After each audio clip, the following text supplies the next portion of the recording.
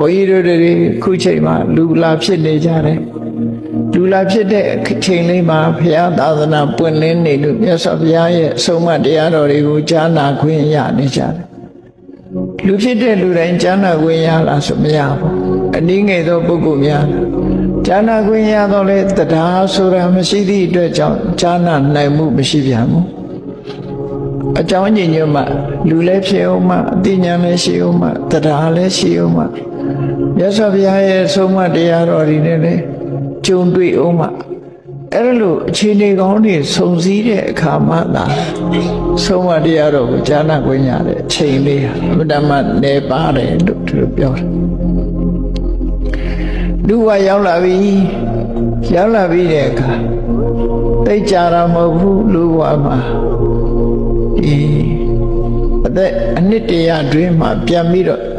ထွက်သွားကြရတာပဲဖြစ်တယ်အနှစ်တရာပြည့်အောင်နေရတဲ့ပုဂ္ဂိုလ်ဆိုတာအလွန်နေတယ်ပေါ့လူဘဝရောက်ပြီ50 60 90 80 90ဆိုရင်ထွက်ကြပြီပြန်ထွက်သွားကြဗမာပြည်မှာလည်းမဟုတ်တခြားနိုင်ငံတွေလည်းဒီလောက်ပဲအဲ့ဒါလိုပဲပြန်သွားတဲ့အခါဘယ်သွားတယ်ဆိုတာတော့ဒီတမန်ပုဂ္ဂိုလ်တွေကတော့သိကြမှာမဟုတ်ဘူးသို့တော့အကဲခတ်လို့ရတာတော့သူကဘာတွေလုံနေသလဲသူရဲ့စိတ်နေသဘောတရားနဲ့သူလောက်ကင်နေတဲ့အနေအထားတွေကိုကြည့်ပြီးအတော်အသင့်တော့ခံမှန်းလို့ရတယ်မြတ်စွာဘုရားကသိနိုင်တဲ့နိလန်းလေးတော့ပေးထားတယ်ဘာလို့ဆိုဗုဒ္ဓဝိသပတနာဘုရားပေါ်မှာနိနိကာကကြည်ညိုတယ်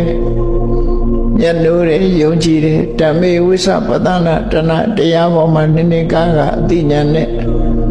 သိဉာဏ်သက်ဝင်ပြီးတော့ကြည်ညိုလေးစားတယ်တန်ကြီး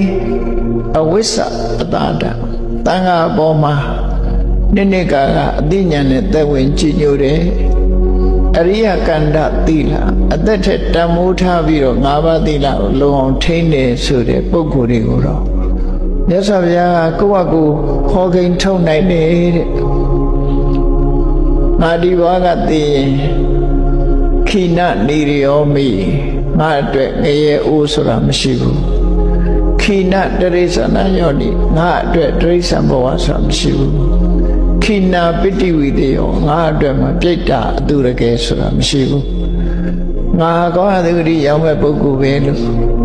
ပြောနိုင်တယ်လို့ဓမ္မဒါသတရားမှန်ကျင်းမှုဓမ္မမှန်ကျင်းမှုကိုမြတ်စွာဘုရားပေးထားရတာဖြစ်တယ်အဲ့ဒီ